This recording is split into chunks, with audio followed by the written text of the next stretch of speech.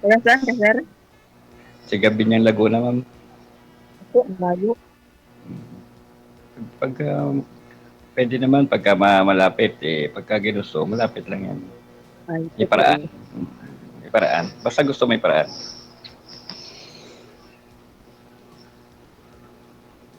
Wala na wala akong pinag-iisip. Ilan taon ka na, ma'am? Wala, matanda no, 49. Mas matanda ako sa'yo, 50 ako. Isang taon lang. Hindi. Isang taon lang. Ilan anak mo, ma'am? Tatlo. Sa'yo. Ah, tatlo rin. Dalawang girl, isang boy. Wala, katulad sa akin. Hmm. Kaya nga. Mas, Mat PS. Pakisagado ng ulo mo sir sa screen. Yan, steady po yung kamay ah. Yung una pong nakausap sir, hindi ka nagustuhan? Hindi ka na-type? ma'am, sir, kasi ano yun eh, maraming demand na gusto sa pangyayari sa buhay. Gusto Oo, niya yung... hindi ko kaya yung kanyang mga kahilingan. Yun bang Simpleng tao lang na, gusto niya marangyang buhay, pamumuhay, ganun? opo, maranyang buhay. Kaya ako naman simpleng tao lang naman. Ikaw ma'am, anong hanap mo sa isang lalaki? Naka-big bike ka nga sir eh oh. Tapos eh, simple pa ba yan? Naka 1,500cc. Oh. Parang Nawala si sir. 1,800cc yata yan. Goldwing ba yan? Sana ho kayo sir? Wala ma'am, sir, may tumatawag kasi kaya pinatay Uy! ko. Sinong pinatay mo ang tumatawag? Opo, hindi ma'am sir, may natawag sa akin sa kaopisina ko, Oh, kaya pinapatay ko. yung tawag. Wala ko yung tumatawag. Ulit. Maraming thank you, sir. Baka emergency sir, sagutin niyo ho. Hindi mo sir, ano lang yun, may sasabihin lang sa akin, kanina pa namin pinag-usapan ngayon ang tumawag sa akin. May pinahanap lang na papel, na dokumento. Hindi naman, lalaki naman ho yan. Babae po, Babae. sekretary namin.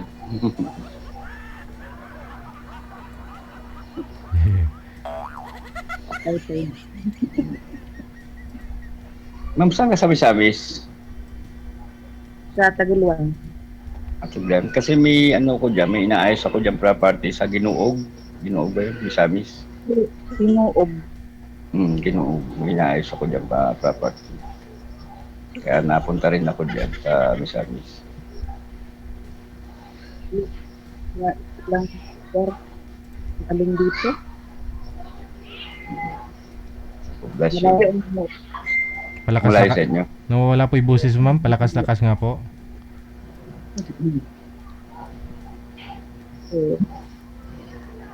Yung asawa mo, ma'am, nasa na? Nasa ibang kamay na. Parehas tayo yung sa akin, tinangay ng pusa. Bakit? Ano po yung asawa niyo sir? Isda? Oo, tinangay, sir.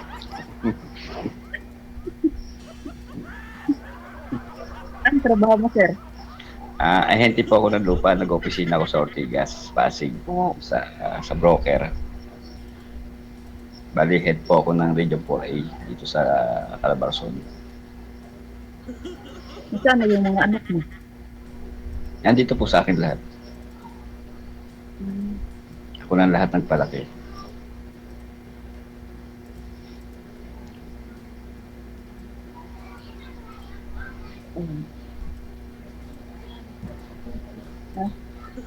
Kami. Sa'yo ho ma'am, asa na ho yung asawa mo? Kaya sa akin, sir. Nasa ibang kamay ni sir. Bali naghiwalay ho kayo, tapos nag-asawa na po siya. Okay. Ilan po anak? Ano, sir? Ilan po anak ninyo? Tatlo. Ilang taon na kayo hiwalay, ma'am? Matagal na, 2006. 2006. Tagal na nga. 2006 na. Matagal na. Ang trabaho mo, ma'am? Nasa ospital. Ang ospital yata dyan sa ano? Cagayan? Mm. Cagayan.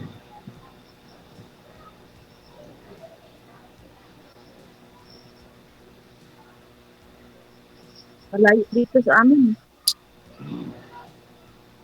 Malayo nga po dyan, bago ka, ang tagal bago ka makapunta ng Cagayan pag galing ka Misamis.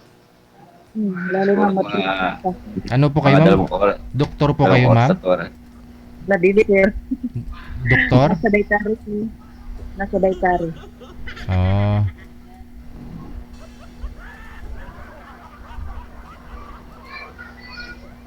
Taga-prepare ng lutuin sa mga pasyente.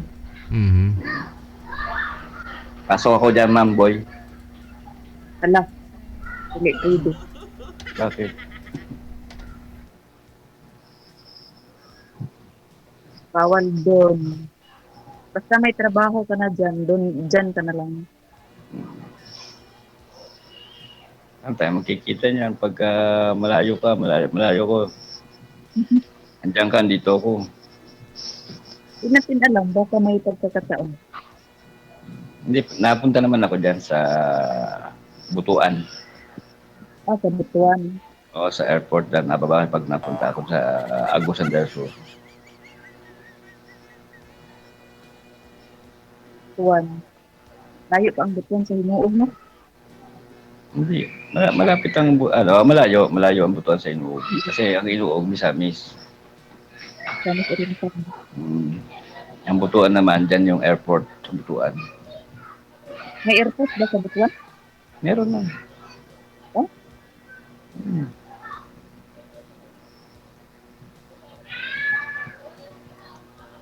Taga Misamis ka, ma'am, di mo alam. Di mo alam, taga Misamis ka, ma'am, may airport sa Butuan. Tutuan sa Kamunayan. Hindi ko alam. Kasi, trabaho, bahay lang. Napakabait mo naman. Trabaho, bahay, sipag mo. Hindi pala gala. Dapat magsipag, maraming bubuhayin. Hindi naman porket di ka gumagala, hindi mo alam na walang airport.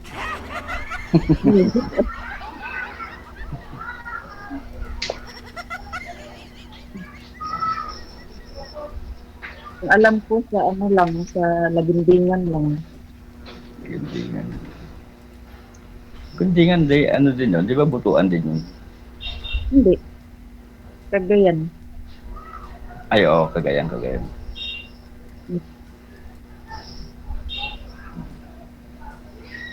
Alam ko ang Napunta. Butuan, bus terminal lang. Bus terminal lang ang ulit eh. Kasi pag napunta ako ng Misamis, dyan sa inyo, sa Butuan ako nababa. Oh. Pag galing dyan, Tapos, pagaling dito. Tapos, magbabas na lang ako papunta Misamis. maraming bus patungo ng Cagayan. Galing Butuan. Kaya, siguro next month, February, nandyan ako.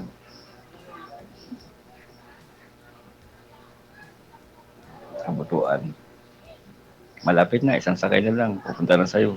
Isang sakay. Isang sakay ng bus. Sakay na. Misamis na.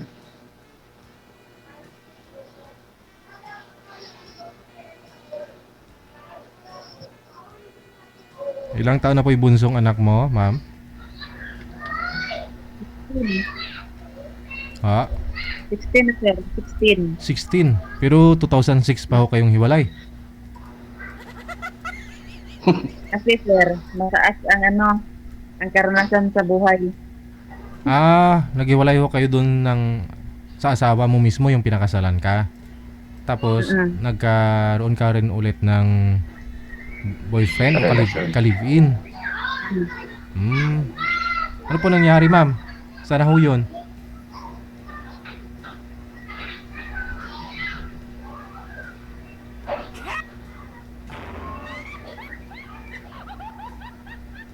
Aray!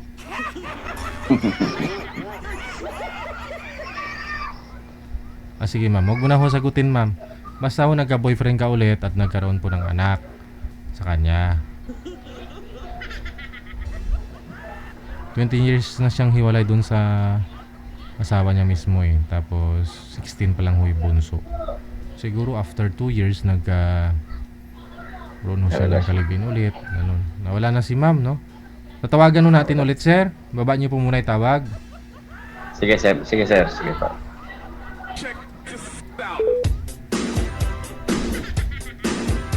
Lami kayo. Kaya sumisingit ako sa mga usapan nila para ho maitanong ho, no, yung mga napaka-importanting bagay, yung mga tanong, no, na malaman po ng bawat isa.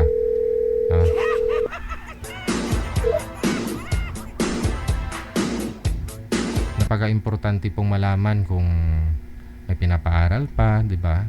At least mababalance ho nila, no? So, malalaman ho ng bawat isa. Nawala na ako si Madam.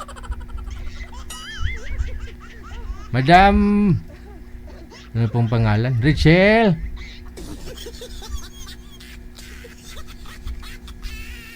Nawala sila ng signal, manager, no? Pa. Di na online.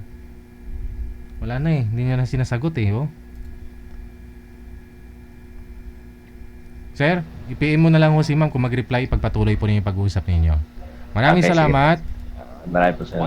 Bye.